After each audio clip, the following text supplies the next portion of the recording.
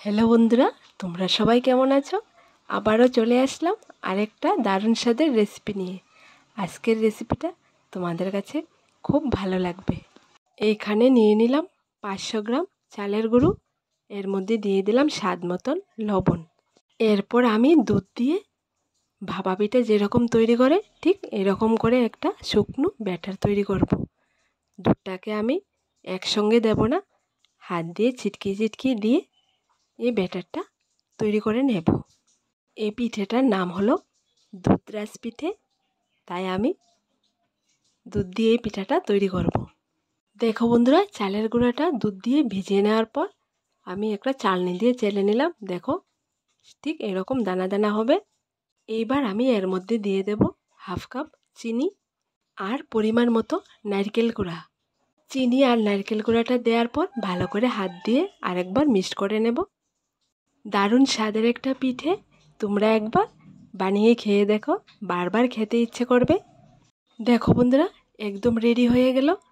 এবার আমি এখানে নিয়ে নেব 4টি স্টিলের বাটি। আমি এখানে বাটি দিয়ে এই পিঠেগুলো প্রথমে তৈরি করব।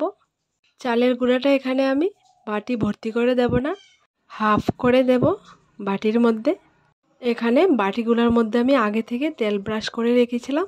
এখন চালের গুঁড়োটা হাফ হাফ করে 4টা বাটির মধ্যে সমান পরিমাণে ভর্তি করে নেব।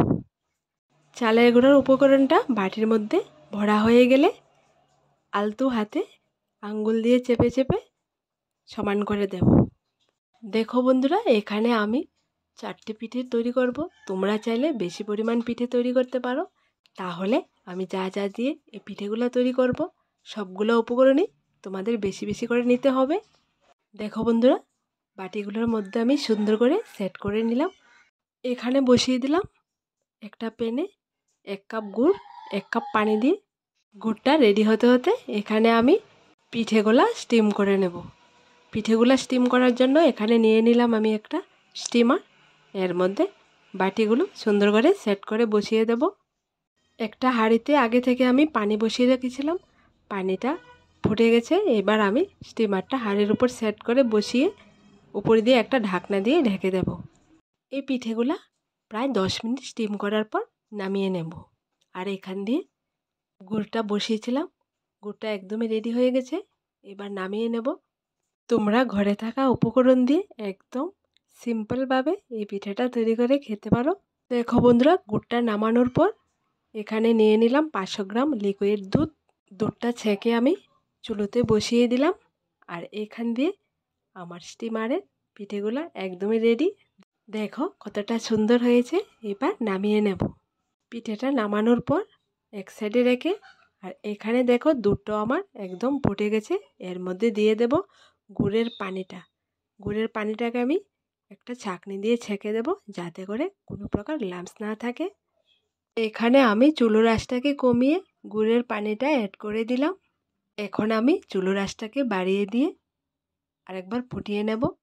এবার গুড়ের পানি আর দুধের মধ্যে দিয়ে দেব 1 কাপ কর্নফ্লাওয়ার।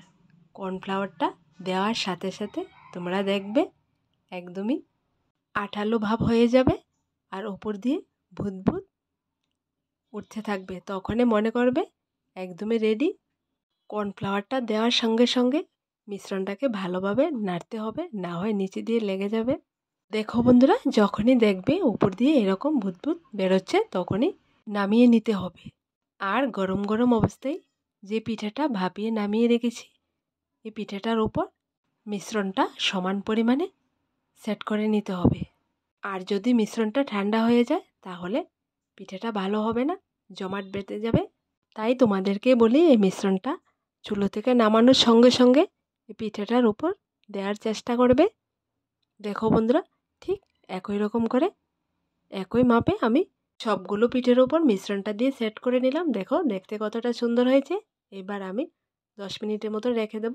যখন একদম পুরোপুরিভাবে সেট হয়ে যাবে তখন হাতের আঙ্গুল দিয়ে সাইডগুলো টিপে টিপে পিঠেগুলা বাটি থেকে বের করে নেব। দেখো বের করানো হয়ে গেছে। দেখতে কতটা সুন্দর হয়েছে, খেতেও দারুণ স্বাদের একটা পিঠে। তো বন্ধুরা, আজকের এই রেসিপিটা তোমাদের কাছে কেমন লাগলো ছোট্ট একটা কমেন্টে লিখে জানাবে। আর বন্ধু হয়ে পাশে থাকার জন্য অনুরোধ রইল।